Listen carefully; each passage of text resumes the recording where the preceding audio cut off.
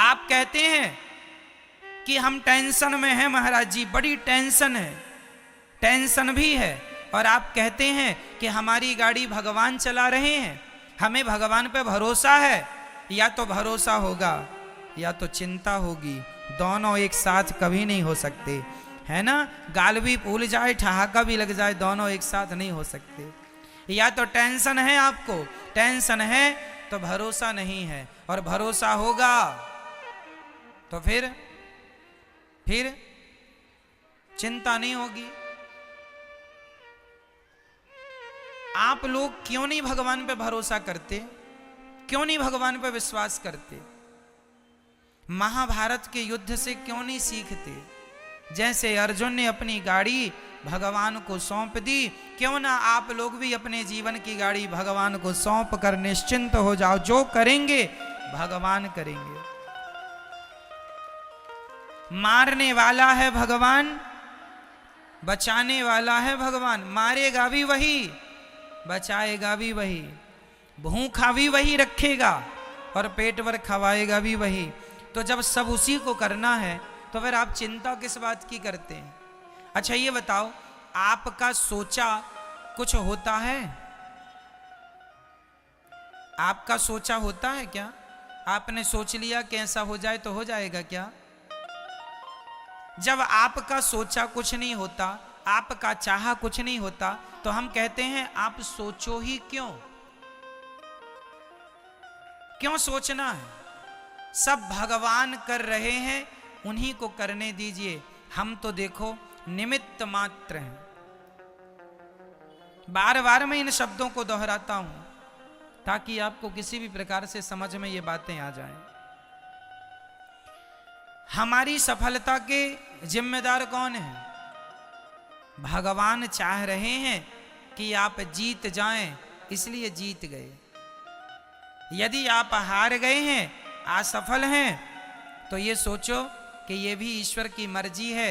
उसकी मर्जी में यदि चलो वो मुझे असफल ही रखना चाहता तो मैं उसकी मर्जी में खुश रहूं। जैसे भगवान रखें, जैसे रखें राम जी, रहना चाहिए, और सीताराम सीताराम कहना चाहिए।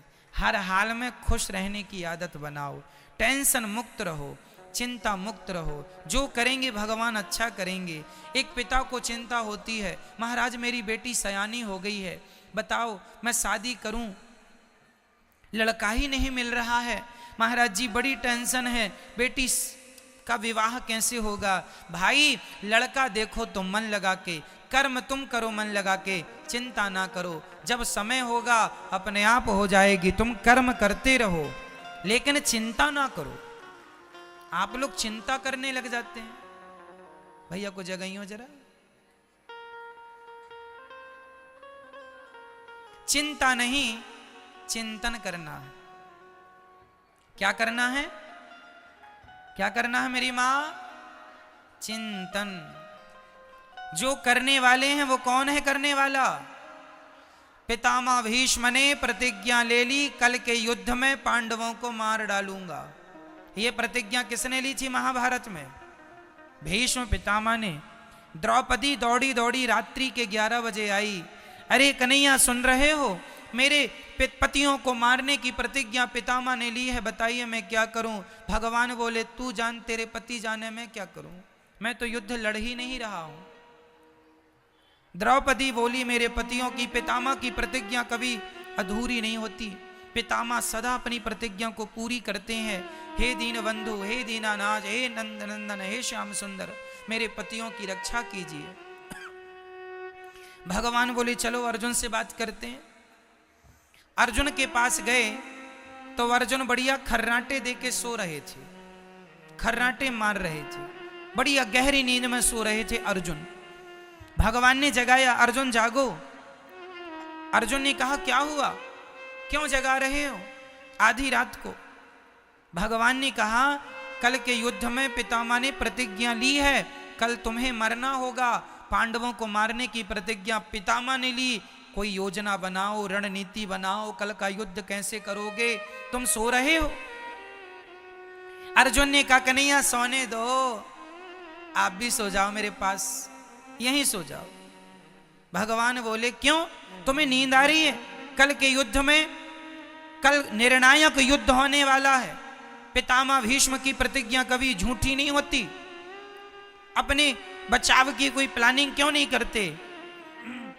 अर्जुन ने मुस्कुराते हुए कहा, कन्हैया, जिसके रक्षक आप हो उस व्यक्ति को चिंता करने की क्या जरूरत है? हम तो निश्चिंत सो रहे हैं, आपके भरोसे सो रहे हैं। हम तो आपके भरोसे सो रहे हैं कि हमारे रक्षक तो भगवान श्री कृष्ण हैं। आपके होते हुए पितामह हमें मार डालेंगे क्या? ये अर्जुन का क्या था? ये अर्जुन का क्या था? देखो, जहां विश्वास पुष्ट है, जहां विश्वास अधिक है, क्या वहां चिंता है? और जहां चिंता है मतलब वहां विश्वास। तो आप में से कितने लोगों को भगवान पर विश्वास है? यदि है तो फिर अब ये बताओ कि आप में से चिंता किस किस को है?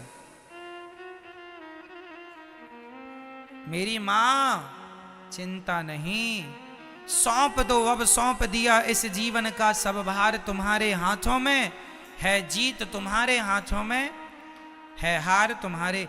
कर्म करना हमारा काम है, कर्म करना हमारा काम। कर्म हम करें, उसका परिणाम क्या होगा ईश्वर जानते हैं। इसलिए निश्चिंत हो जाओ भगवान के भरोसे। टेंशन नहीं, चिंता, खुश रहा करो, प्रसन्न रहा करो। ये सोचकर कि ये आज बताओ सूर्य भगवान आए, किसकी मर्जी से आए, आपकी या मेरी? बोलो मेरी मां। आज रात होगी किसकी मर्जी से? ईश्वर की। ये सृष्टि चल रही है किसकी मर्जी से? हम लोग लड़कपन से जवान हो गए, जवान से बुढ़े हो गए, किसकी मर्जी से आप बदल रहे हैं? आप क्यों नहीं, कल पैदा हुआ बच्चा आज ही जवान क्यों नहीं हो गया? उसे जवान होने में क्यों 20-25 साल लगते हैं? तुम्हारे हाथ में सब कुछ है तो तुम पैदा होते ही जवान हो जाओ ना। क्यों?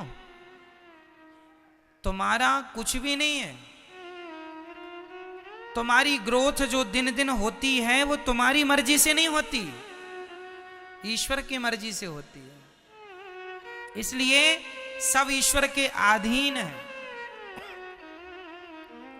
भगवान का चिंतन करना सीखो, भगवान पर विश्वास करना सीखो, भगवान के चरणों में आत्मसमर्पण करना सीखो।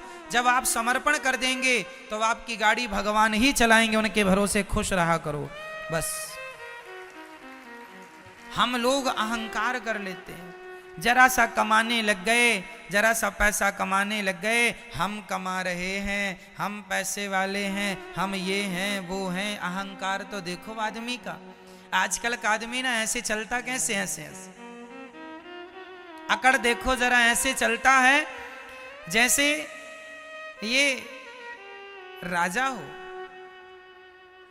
सब इसके गुलाम हैं। आप लोगों के पास कितना पैसा है? 10 लाख, 20 लाख, 1 करोड़, 10 करोड़, 50 करोड़, 1 अरब, 10 अरब, 100 अरब, कितना? जितना बोल रहे हैं इसी के अंदर होगा जो भी होगा।